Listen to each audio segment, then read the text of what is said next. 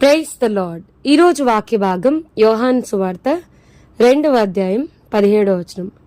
ఆయన శిష్యులు, నీ ఇంటిని గూర్చిన ఆసక్తి నన్ను భక్షించునని రాయబడి ఉన్నట్టు జ్ఞాపకం చేసుకొనిరి. ఈరోజు ఈ వాక్య భాగం ద్వారా దేవుడు మనతో మాట్లాడుతూ ఉన్నాడు.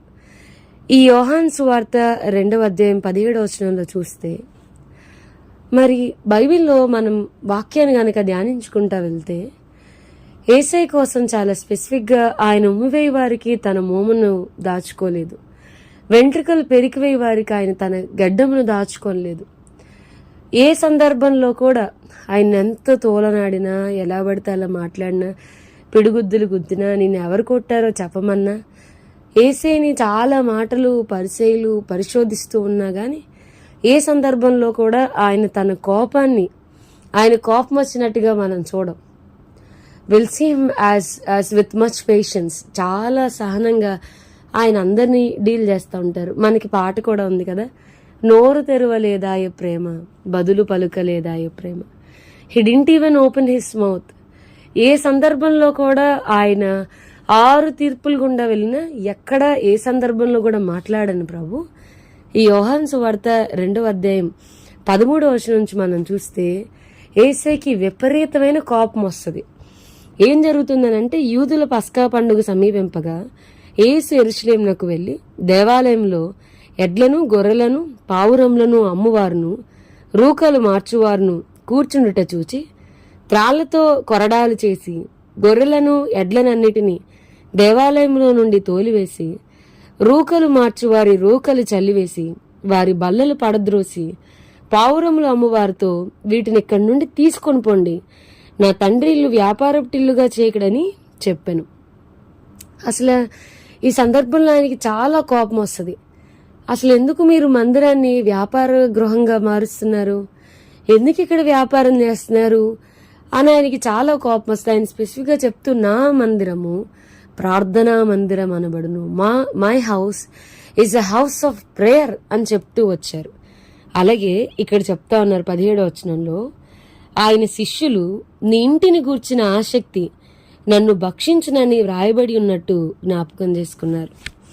మరి దేవుని మందిరము, దేవుని ఇల్లు పాడైపోతుంటే మాత్రం యేసు దాన్ని తట్టుకోలేకపోయాడు. ప్రతిదాన్ని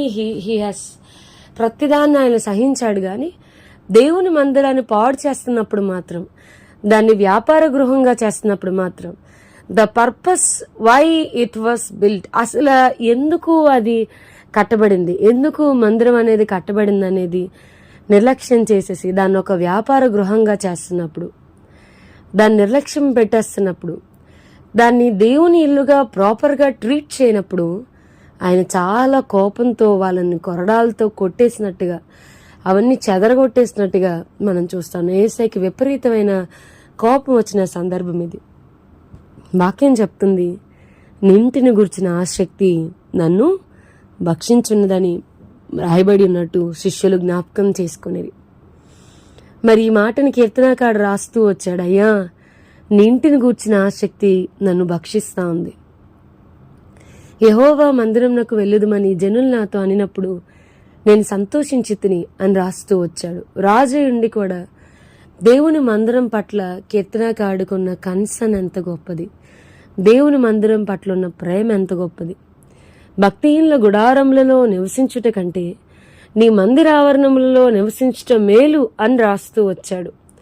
వాక్యం వింటున్న ప్రియమైన వారలారా, మీరే సంఘానికి వెళ్తారో, మీరే మందిరానికి వెళ్తున్నారు, ఆ మందిరం కోసం, ఆ సంఘం కొరకు మీకేమన్నా కన్సర్న్ ఉందా? మందిరం అంటే ఒక కన్స్ట్రక్షన్, కట్టడం. సంఘం అంటే మనందరం ఒక చోట కూడి వచ్చిన వారిని సంఘం అంటాం కదా. దీని గూర్చిన మన కన్సర్న్ ఏంటి? What is your concern? What is your role? దాన్ని గూర్చిన ఆసక్తి నన్ను భక్షించున్నదని రాస్తే మన మందిరంలో ఉన్న వేరు ప్రాబ్లమ్స్ని మనం నోటీస్ చేయగలుగుతున్నామా? మన మందిరంలో ఉన్న ప్రాబ్లమ్స్ కొరకు మనం ప్రభు పాదాలు పట్టుకుని కన్నీరు కార్చగలుగుతున్నామా? అయ్యా, ఒక వారం వస్తే ఒక వారం రాట్లా, వీరికి ఆదివారం యొక్క విలువ తెలియదే, దేవుని మందిరం యొక్క విలువ తెలియదే, వీళ్ళు నామకార్థంగా ఉన్నారే, అయ్యో సేవకులు ఎంతో భారం మోస్తున్నారే, ఆయన మందిరాన్ని గూర్చిన ఆసక్తి మనకేమన్నా ఉందా? Are we concerned about it? మందిరం కొరకు ప్రార్థించే వారంగా, దేవుని పని కొరకు కన్నీరు కార్చే వారంగా మనం ఉన్నామా? నీ మందిరంను గూర్చిన ఆసక్తి నన్ను భక్షించుచున్నది. ఎంత స్పెసిఫిక్గా రాశారు. ఈరోజు క్రిస్టియన్స్గా క్రైస్తవులని అనిపించుకుంటూ కేవలం చర్చికి వెళ్ళి వచ్చేస్తున్నామా? అది కూడా సండే మాత్రమే. అటెండెన్స్ వేయించుకొని వస్తున్నామా? Are we concerned about it? మనకేమన్నా దాని గూర్చిన శ్రద్ధ, ఆసక్తి ఏమన్నా ఉందా? మనం ఎలా ఉన్నాం పరిశీలించుకుందాం. ఏసేలాగా ఆయన ఇంటిని ఎక్కువ ప్రేమించే వారంగా మనం గో అండ్ సీ మన పితరులు ఎంత మందిరాన్ని వారు ఎంత ప్రేమించారు, ఎంత వాళ్ళు మందిరంలో పరిచయం చేస్తూ వచ్చారు.